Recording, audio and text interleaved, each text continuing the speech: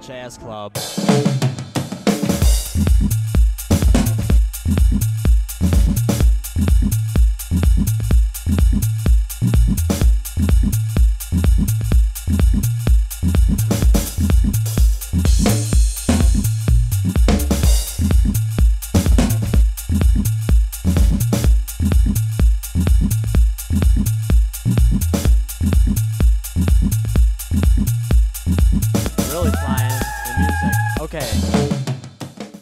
Greetings and salutations. Hey everyone. Happy Monday.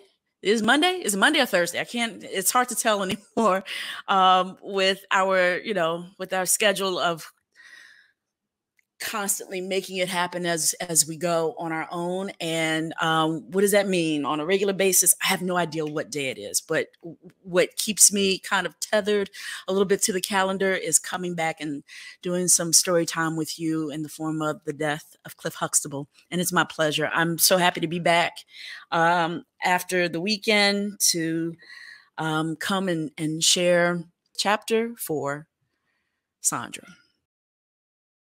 The day falls into night. Strangers and family continue to drift in and out of the Huxtable house, offering their love and condolences to all of the present Huxtable family members, all but Denise, who has not made it back from the cemetery. Sondra might worry about this if this wasn't the regular sort of thing Denise liked to do. Sondra has always been the more responsible, more considerate of the two elder siblings. Despite her desire to be a bit more adventurous, Sondra would never be the wild, uninhibited one Denise excelled at being. Her version of wild and uninhibited came off stiff and staged.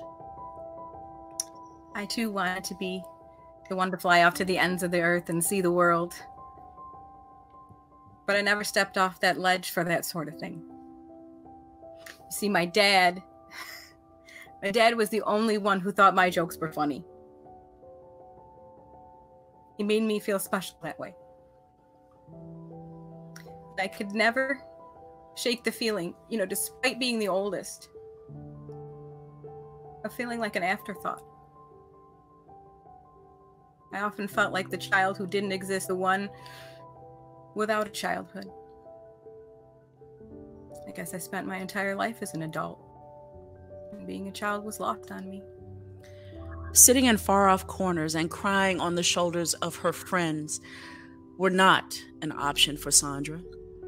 She had to be the Clair proxy, the second mother of the house, the grown one among the ones who will always be more impetuous and forever younger. No one reserved youth for Sondra.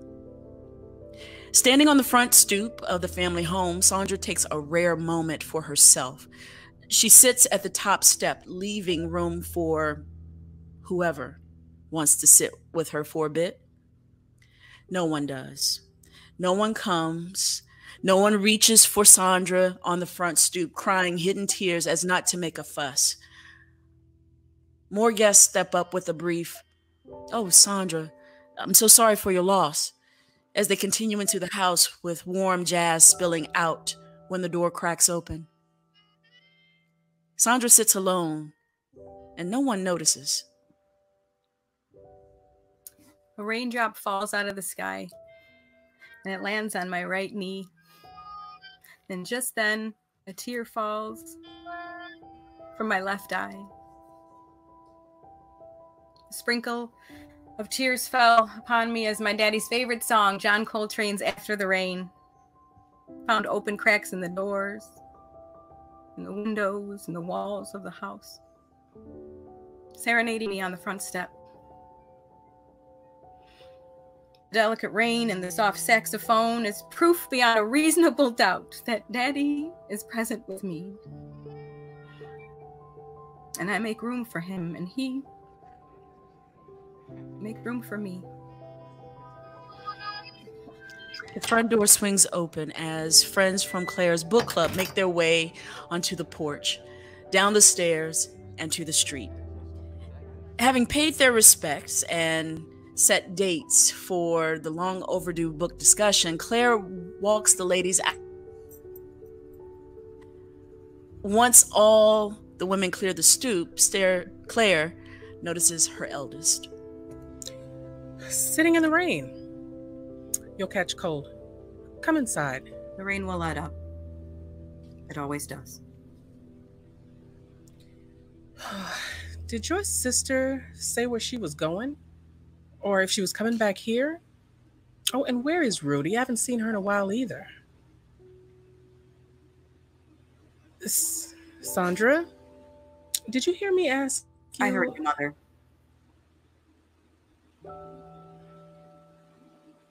I'm sorry, Mom. I need you to see that I'm hurting too. I need you to see me hurt first. Sondra. Mother, I need to be broken. Even if it's just for this one moment, I need to be broken. And I need to let someone else have the answers, or know where a sibling is, or try the case, or feed the husband, or raise the kids, or be perfect. I'm not you. I need to be broken.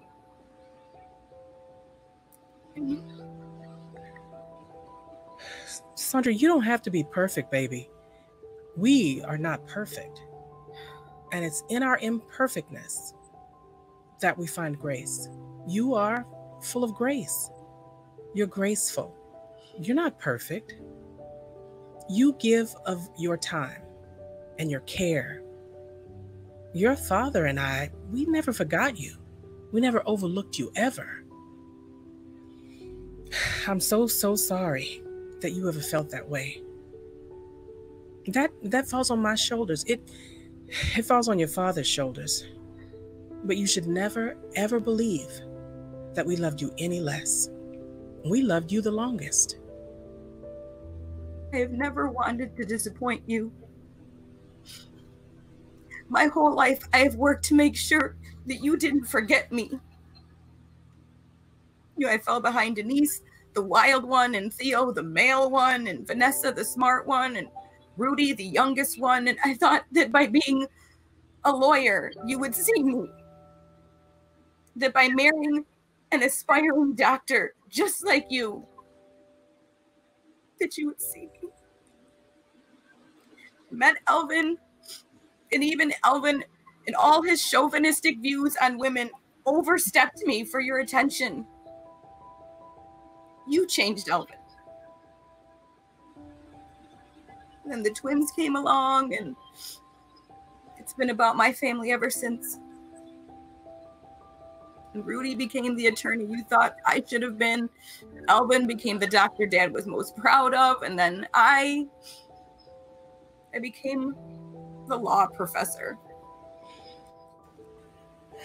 Continuing to grace people with your generosity and with your wisdom, you shape the lives, the character, the future of not only our own children, but the children of countless other families. That is your gift, Sondra. My dear child, my sweet, sweet first child.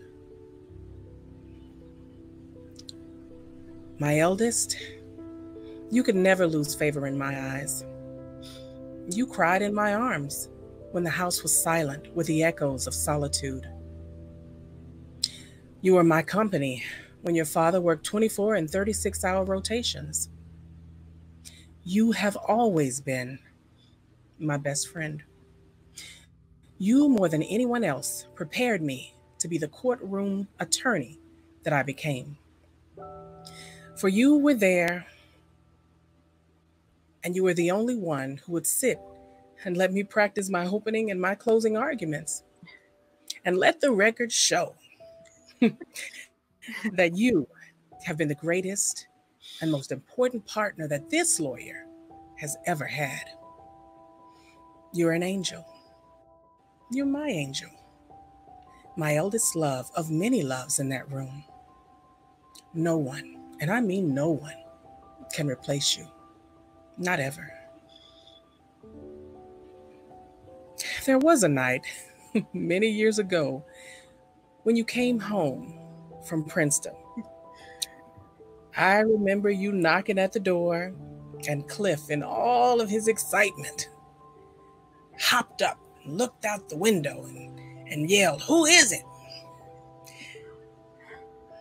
Yeah, he did that nearly every time I came home and forgot my key.